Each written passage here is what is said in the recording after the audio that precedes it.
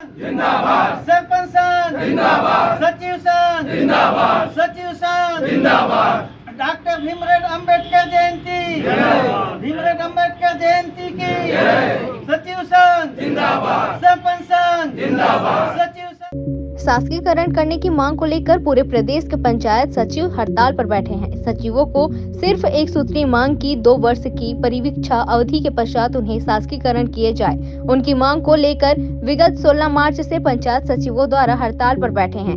सचिवों द्वारा अपनी मांगों को पूर्ण कराने अनेकों प्रकार के प्रदर्शन किए जा रहे हैं। वहीं पंचायत सचिव के समर्थन में विभिन्न राजनीतिक संगठन एवं कर्मचारी संगठन भी समर्थन दे रहे हैं। इसके बावजूद छत्तीसगढ़ सरकार पंचायत सचिवों की मांगों पर ध्यान नहीं दे रहे हैं।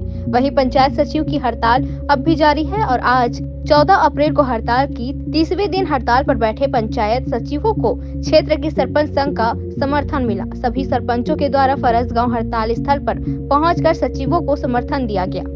फरसगांव से राम कुमार भारद्वाज की रिपोर्ट। सचिव संघ 16/3/2023 से अनिश्चितकालीन हड़ताल पर हैं। तो जनपद पंचायत फरसगांव के सरपंच संघ के द्वारा सचिव संघ हड़ताल को समर्थन देते हैं कि इनकी एक सूत्रीय मांग 2 वर्ष परीक्षावधि समाप्त होने के बाद शासकीय कर्मचारी की मांग घोषित करें।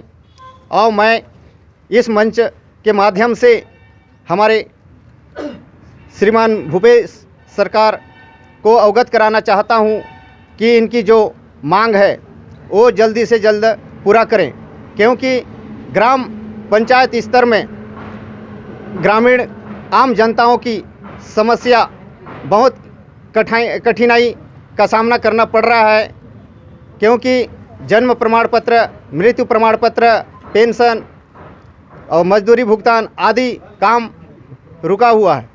इसलिए मैं इस मंच के माध्यम से हमारे भूपेश सरकार को अवगत कराना चाहता हूं कि इनकी एक सूत्रीय जो मांग है ये जल्दी से जल्द पूरा करें और सचिव लोग अपने इस ग्राम पंचायत स्तर में जाकर अपना कार्य पर लगें।